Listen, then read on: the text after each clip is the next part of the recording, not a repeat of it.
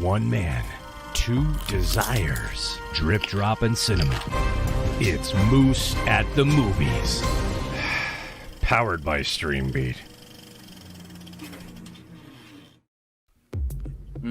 Fresh popcorn. So good.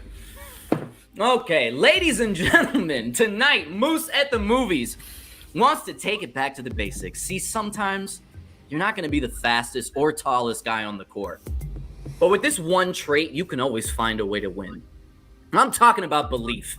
And no, I'm not going door to door asking if you have time to talk about Jesus. Not that belief. Although I am damn sure that Jesus had a sweet stroke from the ark. Talking about Noah's Ark. Bam! Kevin Hart. Okay, but no, seriously. See, tonight I want to focus on the underdog. Someone that stepped up to the challenge even though they had absolutely zero sports skills.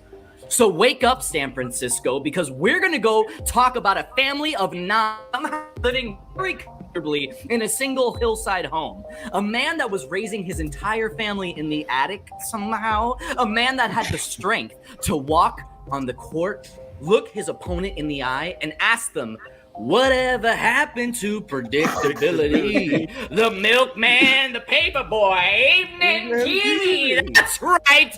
Tonight we are breaking down the basketball-themed episode of Full House. See, in this episode, thank you. Yes, thank you.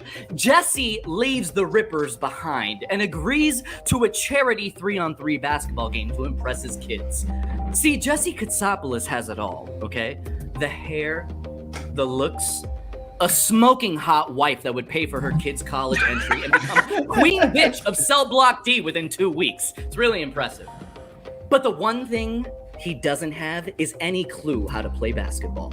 So when the guys take him to the park for some practice, Uncle Jesse plays more like Uncle Ben from Spider-Man. And by that I mean he's shot, dead. See, he sucks, all right? He flat out says in the episode, my motto growing up was always just say no to sports, which is cool kid lingo for just say yes to drugs. That's just according to Joey's mom. That's what I've heard.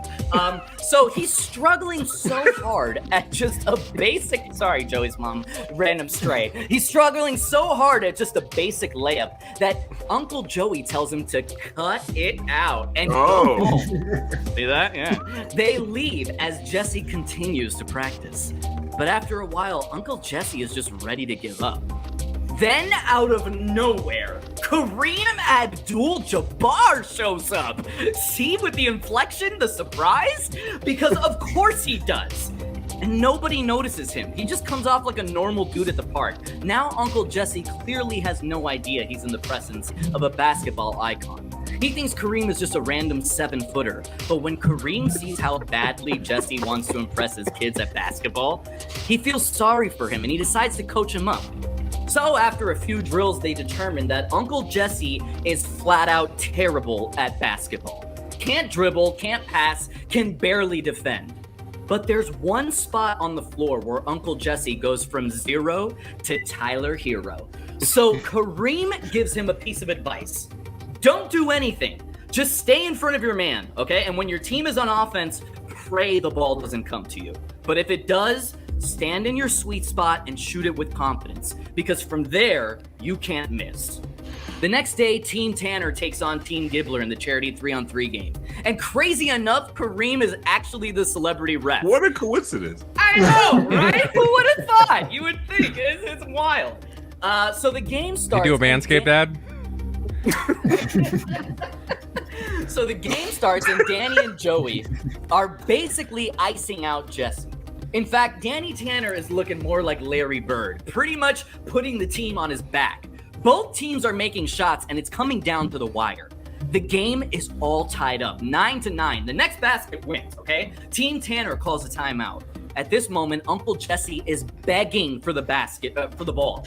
Team, they need to trust him, okay? Telling them he has a sweet spot, he can't miss. They give in and now the game plan is simple. Find Uncle Jesse in his sweet spot and let it fly. We're wrapping up, I swear to God. Stay with me. This is it.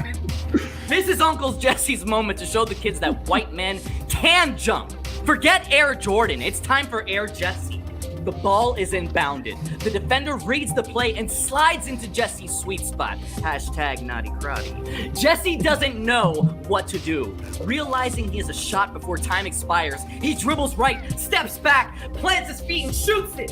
Feels like the ball's in the air forever, just spinning in silence. Nobody expects it to go in. And then swoosh! Jesse Katsopoulos from downtown sinks the game-winning basket. Have mercy. It was at that moment that Jesse's family surrounds him in celebration.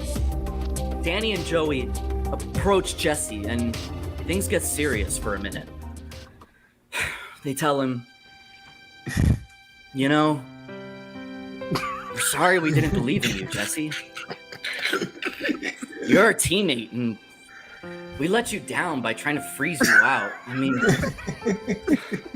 we were so focused on winning that we didn't realize we'd forgotten the most important part was just being your friend and playing together.